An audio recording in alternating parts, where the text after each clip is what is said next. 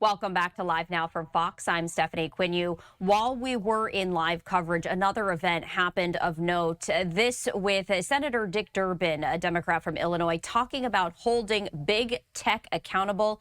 And I did want to play that out for you right now. After that, my colleague Christina Evans will continue our coverage.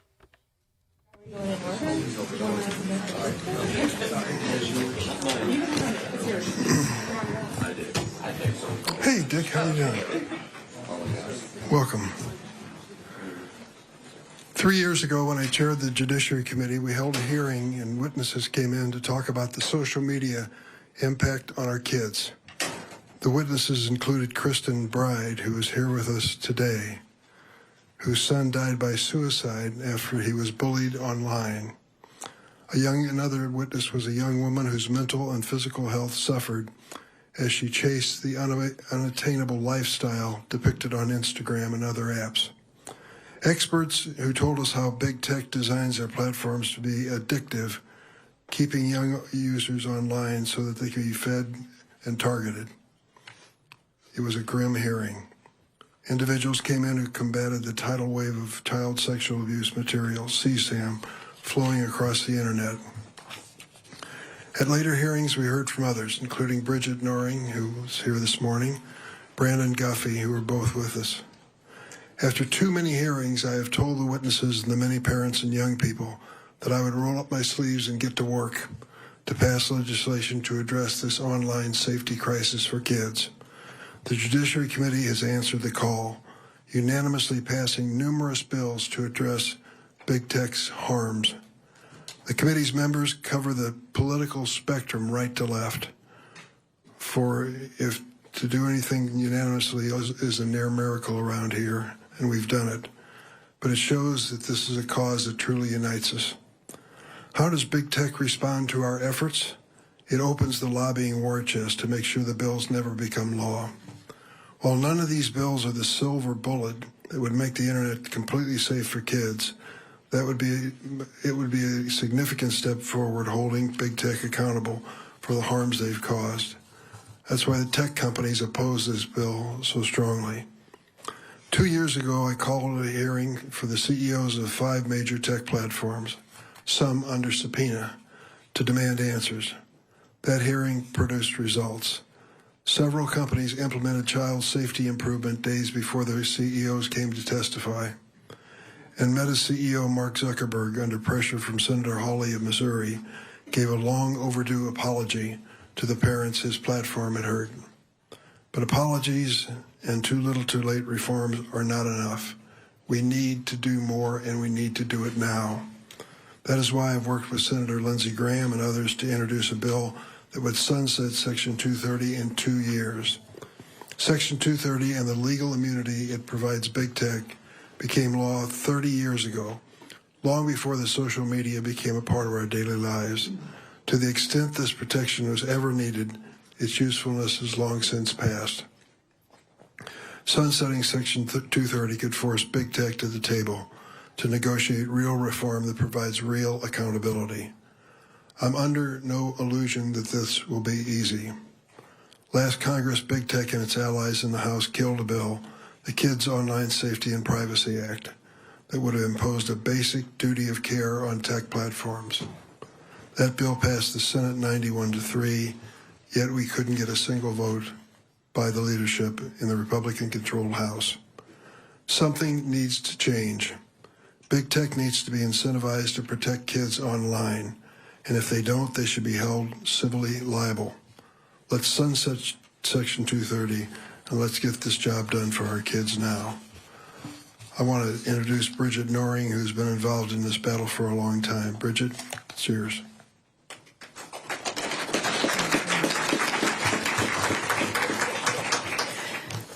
Thank you, Senator Durbin, for your leadership in this space. My name is Bridget Noring. I'm the one of the proud founding members of Parents Rise and also the Devin J. Noring Foundation. I'm here today as a survivor parent because my son Devin lost his life to fentanyl poisoning at the age of 19. On April 4th, 2020, the day after Devin and an acquaintance were connected by Snapchat to a drug dealer, he was found unresponsive in his bedroom by my youngest son, Caden. Devin's death, tragically, is not far from an isolated incident. More than 80% of teens dying from deadly fentanyl pills connect with their dealers on social media, mainly Snapchat and Instagram. What's more is tech companies know and have known for about a decade that they play a significant role in amplifying the soaring number of drug-related deaths in our country. And instead of addressing the issue, they repeatedly hid behind the protections of Section 230. In the spring of 2021, still reeling from Devin's death, I joined fellow survivor parents to meet privately with executives from Snapchat. And to this day, that meeting is what fuels my drive for Section 230 reform. Snapchat's Vice President for Global Public Policy, Jennifer Stout, told us that as parents, we should have been monitoring our children better. And due to Section 230, we had no power to hold them legally accountable in court. They looked at us parents who had lost our children, heard our stories, and lied about what they knew. The hardest truth I carry is this: Devin's death could have been prevented had Section 230 been reformed years ago, before platforms were allowed to scale harm faster than safety and profit faster than responsibility. Try and imagine a television channel broadcasting ads for the Sinaloa cartel, or a newspaper hosting pictures of baggies of pills, or kids for sale for sex in its classified sections. You can't do that because it's illegal. Yet these narco traffickers have continued to weaponize Snapchat, which has done little to stop them thanks to Section 230 protections. Senators, we cannot wait another 30 years for Congress to act. We can't even wait another 12 months. A year ago today, I testified before the Senate Judiciary Committee, but Congress has not acted on the many promises that lawmakers have made to me and other victims harmed by big tech. Sunsetting Section 230 won't destroy the internet, and nothing we are proposing will impact our First Amendment rights. What it will do is end blanket immunity without responsibility for tech companies. Innovation should not excuse harm, and children's life should never be the cost of doing business. Personally, from a loss of a child standpoint, I want Devin and the countless victims to be remembered. However, what sunsetting Section 230 means to me, while my son is gone and will forever be 19, is that we're looking toward the future. And I'm thinking of and seeing the countless children's lives that will be spared as we finally hold big tech companies and their executives legally accountable for their actions. And I'll just close in saying shame on big tech for continuing to put profits over our children's safety. Thank you.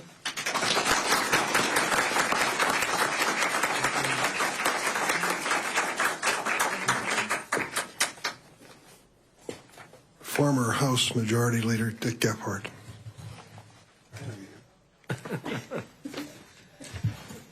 Thank you, Dick Durbin. Great old friend. He's not as old as I am, so I'm not saying that. But he is a great legislator, and I so commend you for staying on this issue and fighting to get the change that we need. You are our champion. Section 230, which was a provision in the Telecom Act of 1996, was passed in the House of Representatives 414 to 6, and in the Senate 91 to 5. As minority leader in the House in 1996, I voted for it because social media platforms told us that without that protection, America would never have an internet economy. They also said that the platforms were just a dumb pipe that just carried content produced by others, but not them. They argue that they should not be held legally liable for harms caused by content on their dumb pipe. This act passed 30 years ago. Back then, we didn't know about algorithms. We had never heard of AI, which is what algorithms are. We didn't know about constant user data scraping that could empower attention addictive algorithms that could brainwash users toward many dangerous outcomes like mental problems, depression, and even suicide. We did not understand that those algorithms could capture people's attentions for many hours a day by making them angry, anxious, upset, hateful, revengeful, leading some to committing horrible acts of physical violence. We didn't realize that the platforms could become hate and outrage machines, which is what they have become. But 30 years later, we do realize all of this.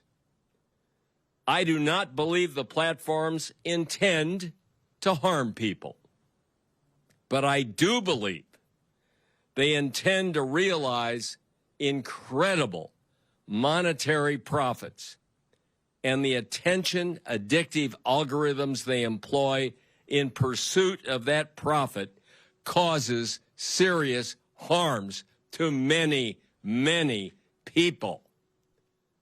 And the worst part of it is that the leaders of these platforms know what they're doing. Unfortunately, Section 230 shields them from any liability for their affirmative behavior, which is causing the harms. And that's the distinction that we have to make.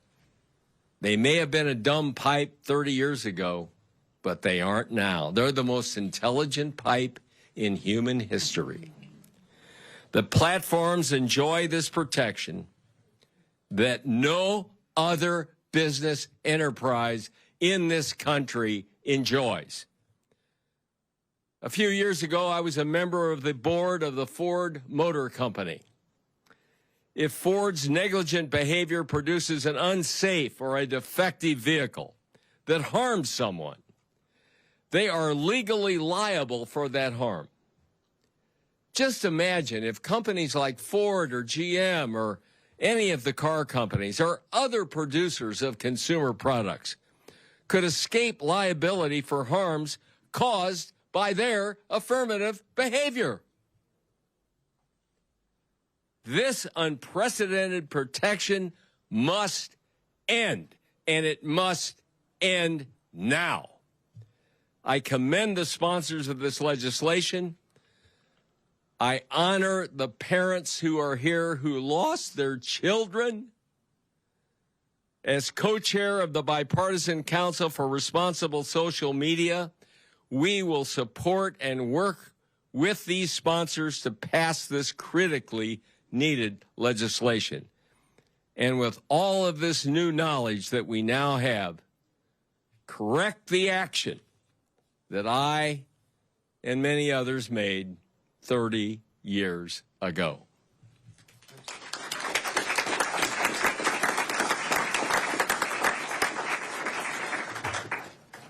I didn't know him personally.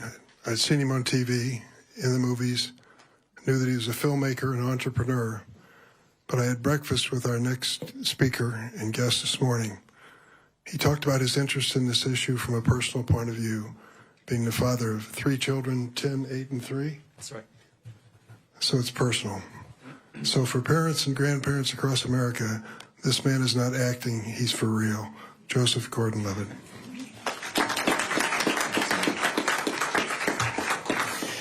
Good afternoon, ladies and gentlemen. My name is Joseph Gordon-Levitt. I'm here to talk about the Section 230 Sunset Act.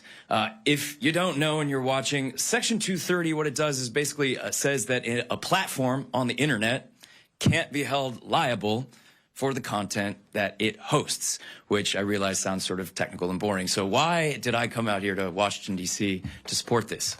Well, first and foremost, it's because I'm a dad, as the senator said. I have a 10-year-old, an 8-year-old, and a 3-year-old. And a lot of people here today are parents whose kids I just heard a couple stories that left me trying to keep myself together. These photos remind me of my kids. And the harm that was done to these kids online might have been prevented if certain big tech companies knew that they could be sued. But under Section 230, they cannot be.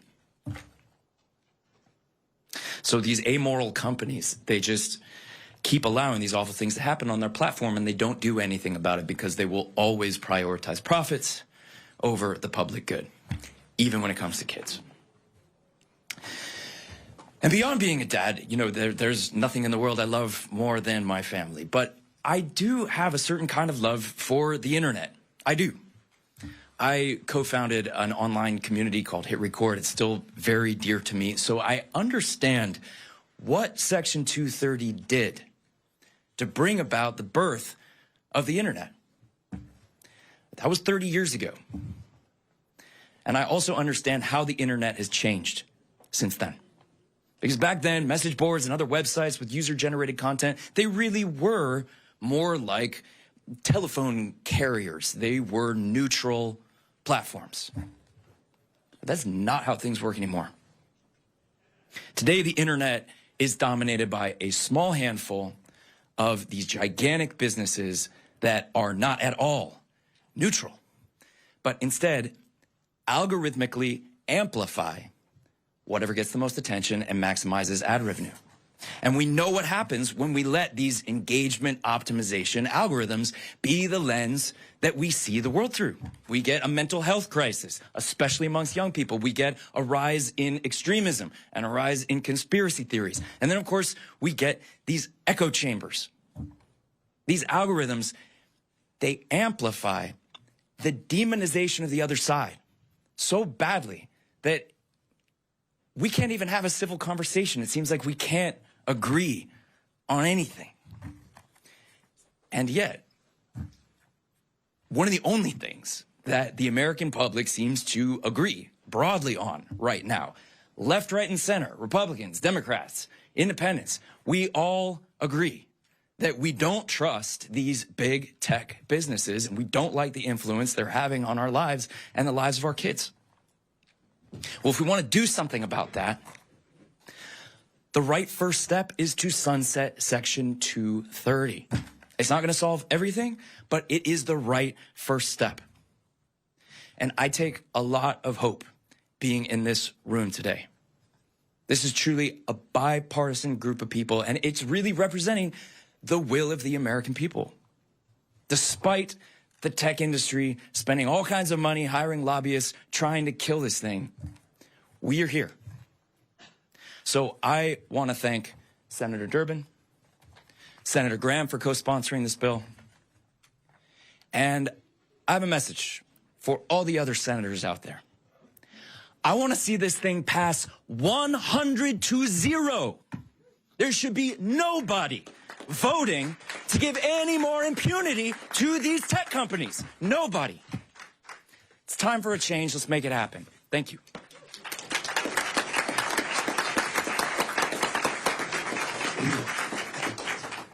Brandon Guffy is a Republican state representative from the state of South Carolina who's been a loyal part of this operation for many years, and I thank him for joining us today. Brandon?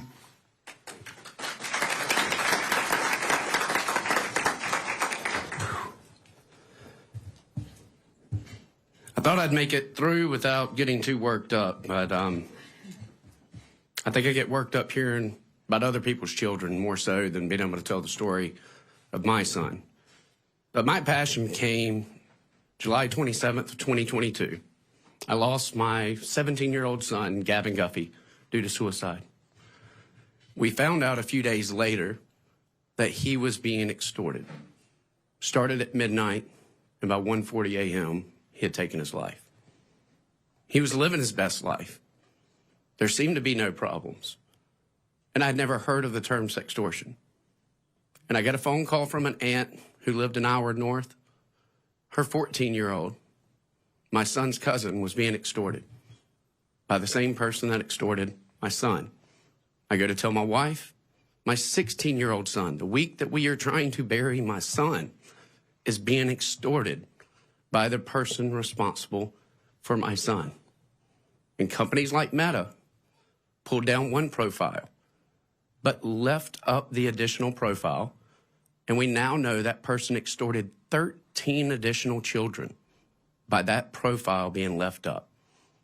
You can send a friend request and say, block this person and any new profiles they create. But yet Meta knows that this is a criminal and decided to leave this profile up for them to continue to harm children. Now, I bring all that up to point out that as I start going around trying to talk to say, look, this is unacceptable. This is not what social media is about. The only thing I keep getting told is, well, we can't do anything because of Section 230. Every turn that I've made over the past 3 years trying to get legislation, it always goes back to Section 230. These are the world's richest companies since the inception of man. We could talk about the big tobacco fight. They dwarf big tobacco. Literally the richest men in the world. And yet, they will not put protecting our children first. That's the reason so many states have legislation going all different directions. And Senator Durbin said this is not a silver bullet, but it damn sure is close to it. Because if we can sunset Section 230, what that will do is bring everyone to the table. It puts you on a time limit to come up with a solution. Your lobbyists aren't going to buy your way out of this. You're not going to just try to attack everyone. And if we can stand united, and one of the best things that I love about every single one of these tech bills, if you notice, it's always a Republican and a Democrat. It's always across the aisle. Because as divided as our country is, and I believe that's even due to not Section 230, but algorithms from big tech dividing us and putting us in our own circle. The one thing that we can all agree about, the one thing that we can all unite around, is protecting the next generation. So I want to thank Senator Durbin, Senator Graham. I want to thank Joseph Gordon-Levitt for your voice, and all the parents as we continue to grow, coming up here to advocate. It's not something I want to see, but our voices are getting heard, and I'm thankful for that. Thank you.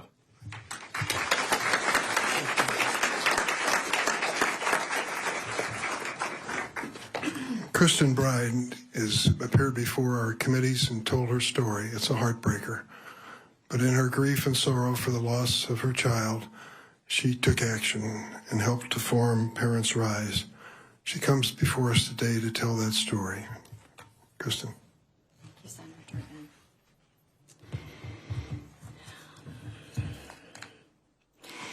In 2020, we lost our 16-year-old son, Carson, to suicide following severe cyberbullying on YOLO, a dangerous anonymous app that was integrated into Snapchat.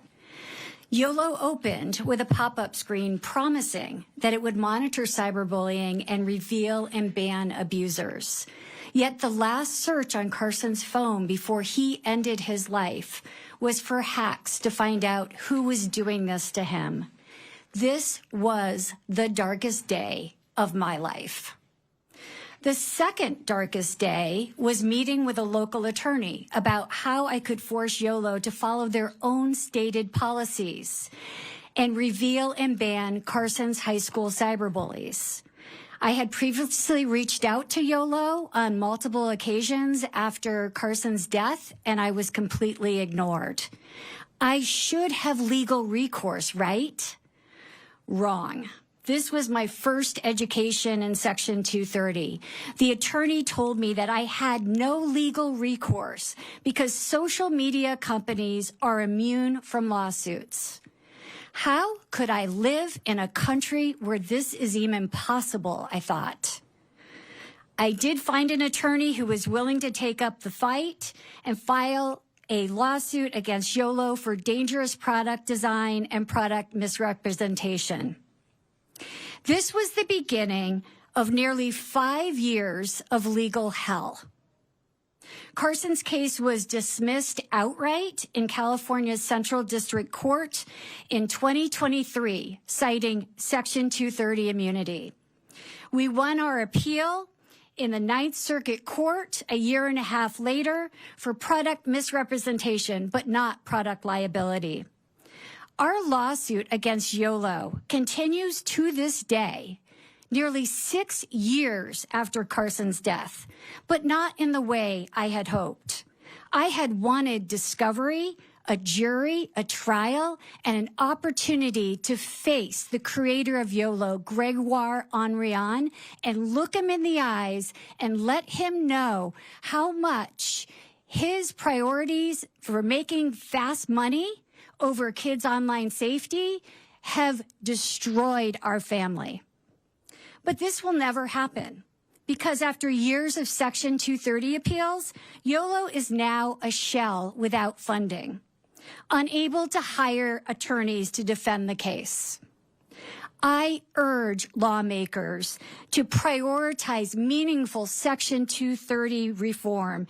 It's essential that tech companies are held accountable for the safety of their products like every single industry in America. And in this way, we can finally protect families from these preventable tragedies. Thank you.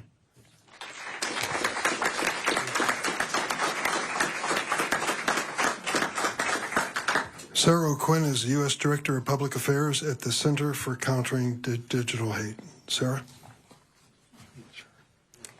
Good afternoon. My name is Sarah O'Quinn. I'm an attorney and Director of Public Affairs for the Center for Countering Digital Hate. CCDH is a watchdog organization that since 2019 has thoroughly researched the hollow claims made by social media companies that they are keeping users safe. We've had industries that cause consumers harm before. For decades, the tobacco industry denied that cigarettes were harmful and concealed internal research showing its products were both addictive and deadly. But the difference between big tech and big tobacco is that Congress never gave tobacco companies blanket immunity. Section 230 allows social media companies like Meta and X to lie, confuse, and conceal with impunity. It has not just created legal immunity, it has created a culture of impunity and indifference to harm.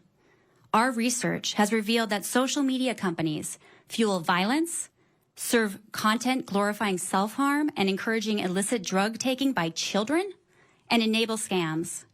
The reason is simple. Safer products would mean less money. And owners like Mark Zuckerberg will not accept any impediment to their ability to amass even greater fortunes by exploiting Section 230 and their own users.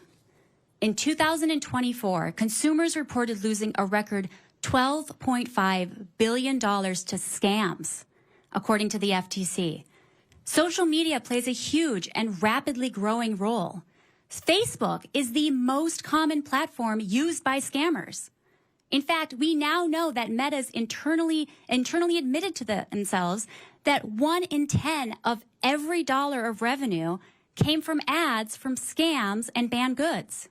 Yet Meta has done little to stop this. While Americans are losing their homes and their hopes of a dignified retirement, these companies profit lavishly, and Section 230 once again prevents accountability. Americans, as we've been hearing today, are losing their sons and daughters. Today, you have heard from parents who are living with unimaginable devastation. I am someone who has 20 nieces and nephews. This is personal to me. This is not innovation. This is not protected speech. It is immoral, unjust immunity from the rules that apply to every other company in America. The Sunset Section 230 Act that was introduced by Senators Lindsey Graham and Dick Durbin sets a deadline to end this outdated blanket immunity and gives Congress 2 years to replace it with a framework that protects users. It is time for Congress to put Americans first. Thank you.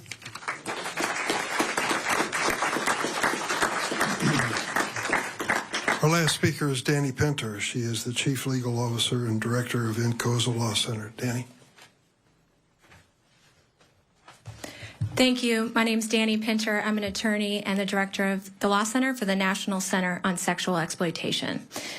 Section 230 is titled Protection for Good Samaritan Blocking and Screening of Offensive Material.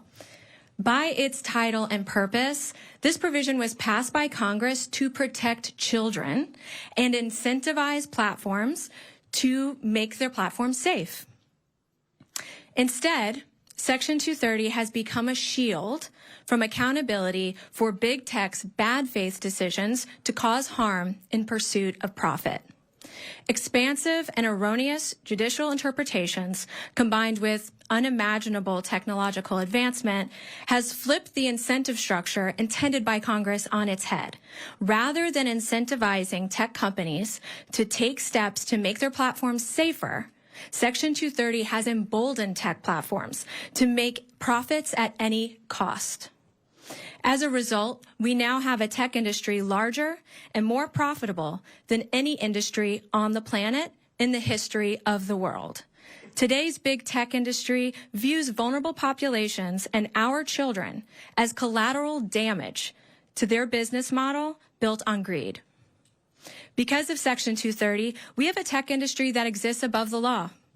Courts have found that Section 230 protects social media platforms even when they commit heinous crimes like knowingly possessing and distributing child sexual abuse material. We cannot permit this any longer. And with the rise of artificial intelligence, this is urgent. We at the National Center on Sexual Exploitation commend Senators Durbin and Graham for their leadership in this bipartisan effort to update the laws to better reflect the industry we have today.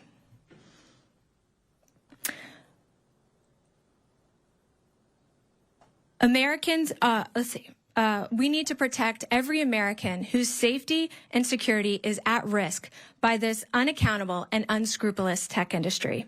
On behalf of the survivors we represent, we proudly support this historic bill to sunset Section 230. Thank you.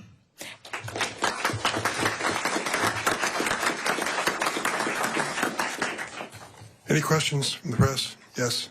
Hey, Fox Business. Joseph, this one's for you. Big tech is obviously playing a bigger role in your industry. It seems you're taking a little bit of a risk, with your career coming here today. Why do you feel that's important? Do you think it will impact you going forward for opportunities? No, I don't think it's going to impact me for I mean, maybe if I were going to go shill for Meta, but I'm not going to do that anyway. So I'm making a movie for Netflix this year, directing that I co-wrote about a lot of these topics, and they've been really supportive and are really excited to get this movie out. So thanks for your question, but no, I'm not worried. Press.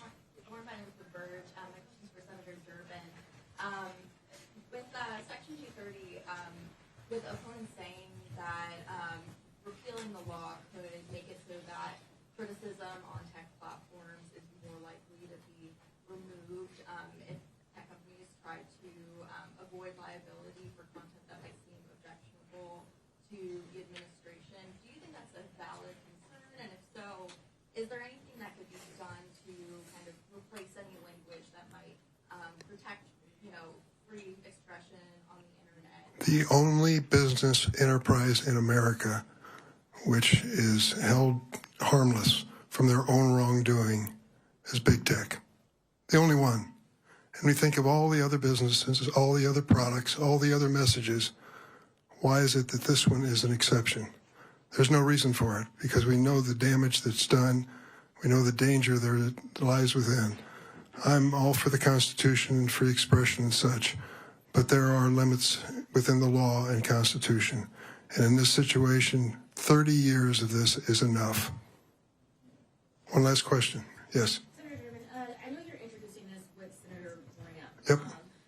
Has he given you any assurances that he's in the president's ear when it comes to potentially getting some sort of bipartisan support enough to pass in Congress? You know, he's very close with the president. The president also is very close with big tech CEOs we've seen at the White House time and time again. I think this is a question better reserved for my colleague to answer.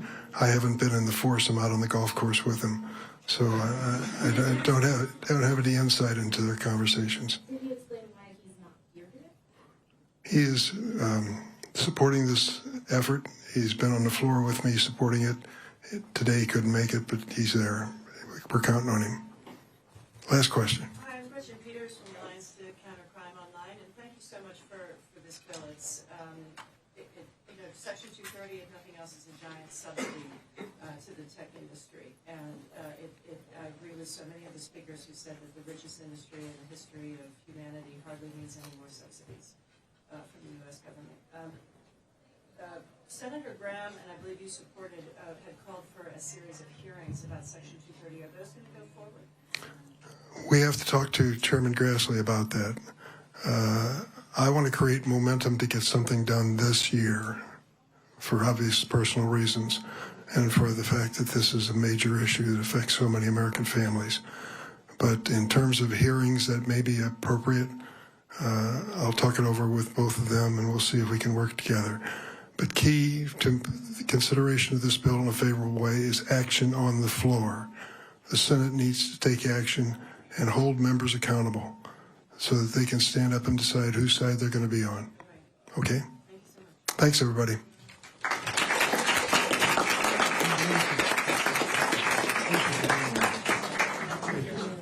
All right, as you see, they were listening in to those lawmakers and advocates holding the big tech accountable. That was the purpose of this event. You also saw that the actor Joseph Gordon-Levitt was present, also speaking there alongside the Illinois Senator Dick Durbin. Wanted to make sure we were able to bring that to you in full here on Live Now from Fox. I do want to thank my colleague Stephanie Quinn, who was with you for the last few hours, taking you through today's top stories. My name is Christina Evans. I'm going to continue to do the same. We do have a big day here filled with live events on Live Now from Fox. I do want to preview this for you, taking you out to a live vantage point that we have of the